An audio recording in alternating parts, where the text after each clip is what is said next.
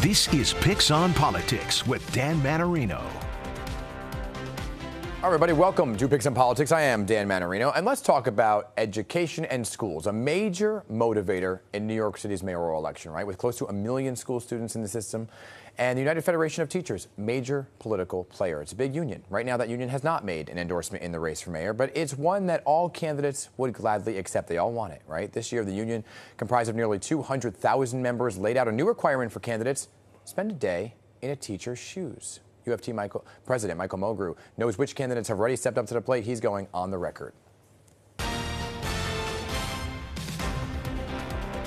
Mr. Mulgrew, great to have you here. There's a lot to talk about. Thank you. It was Michael. Michael, okay, Yes, there we go. please. Okay, good. We'll call you Michael. All right. So tell me about, we talked about this once before on the Pix 7 Morning News, about this prerequisite that you invited everybody into the classroom. Have they done it? The candidates on and Democratic and Republican side? The majority of candidates have done it. We made a promise to all of them that we wouldn't politicize it. We wouldn't tell people who did or didn't. It will come out naturally. But the majority of candidates did it because we want them to have an authentic experience of a teacher.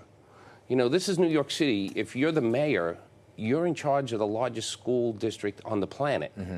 And we don't want consultants or aides or anyone coming in whispering in your ear about educational policy. We think it's really important for them to actually have an authentic experience as a teacher inside of a New York City public school. So what does that look like, right? Are you talking about spend an hour in a classroom or spend a day?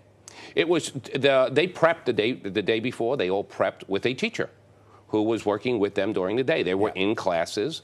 You know, all the experiences were slightly different. Sometimes the Department of Ed got involved a little bit, which was part of the experience is deal with the Department of Ed too, because teachers have to deal with it all the time.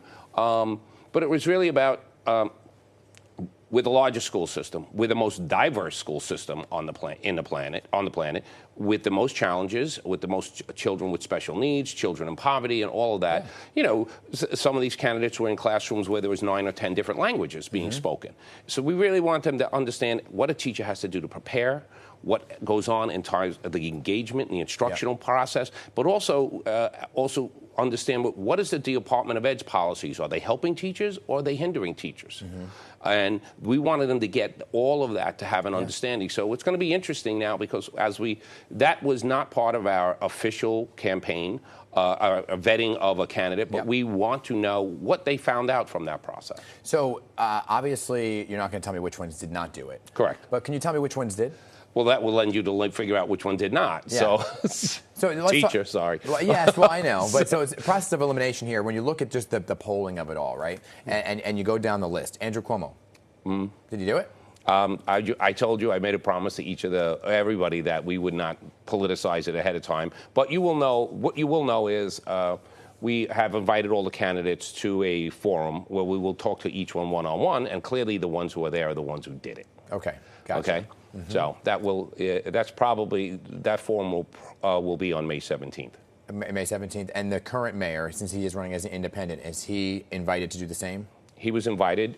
He had an invitation to teach just like everybody else. Okay. Did he show up? I'm just kidding. I know you're not going to. I got to try, you know. I got to try. Yes, I was an at-risk high school teacher for a long period of time, and you're reminding me of that right now. All right. So let's talk about the state budget, because this is big. And by the way, the union endorsement is huge because of mayoral control of schools, which always comes to be a thing, right, in every administration. Oh, that's going to be a big thing in the next year's budget. Exactly, especially with a new mayor, potentially.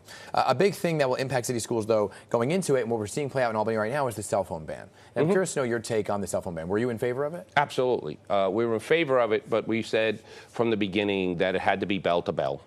It means that the child can bring this phone to school.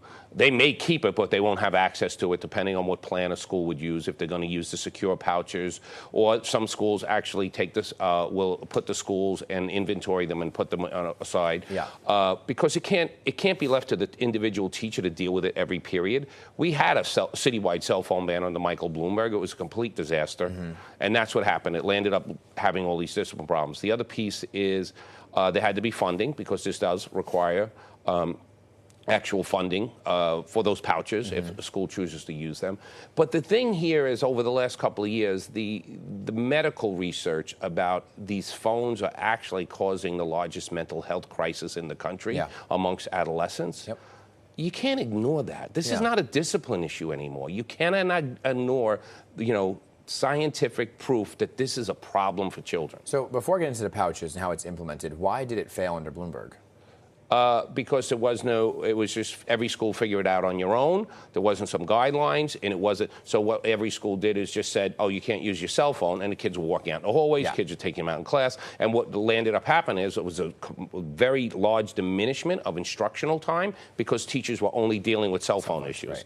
Which makes no sense. So you're in favor of the pouch idea, which is put it in the pouch. I've seen schools in New York City who have had it for a couple of years. Some use the pouch, some don't. They do it in different ways. We're going to be sharing that with all the schools. But it's, elementary schools clearly are easier.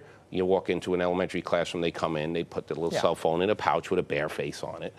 High school is a different story. Yeah, I know, and there's going to be, trust me, there's going to be people who have dummy phones and put the dummy phone in there. And but here's the thing, right? There are parents who express concern just about emergencies in the world we live in, where unfortunately we're talking about mass shootings and so on and so forth. That they want to be able to get in touch with their kid. How do you address that with a parent? So there's two things there. One is if there's a family emergency. Yeah. So there is. We haven't seen the final language because the state budget is still coming out in dribs and drabs. But I am assuming that there is a piece there that there has to be a communication process for any parent where they can get in touch with their child. Remember, we had family emergencies before cell phones. Yeah. So we know how to deal with that. On the horror of any sort of mass shooting or a thing where a school is attacked. So this is where, I've done presentations in different parts of the state with law enforcement. And they are very, very clear with this. They said, look, law enforcement has looked at all of these incidents, these horrible incidents across the country. The last thing, it actually makes it worse and more people get hurt, are when people are using their cell phones when that is happening. When parents are trying to get in touch with their child, the child that actually has caused more harm. They don't want cell phone use. They said it causes so many problems and leads to more people being harmed. And they are adamant about that. But a lot of times when you hear about these, it's the student who may call the authorities if something's going on. In this day and age, we are so rigid now. We all have very clear guidelines on what to do when these things happen. Sadly, in New York City, we do lockdowns if there's any sort of shooting near a school. Yeah.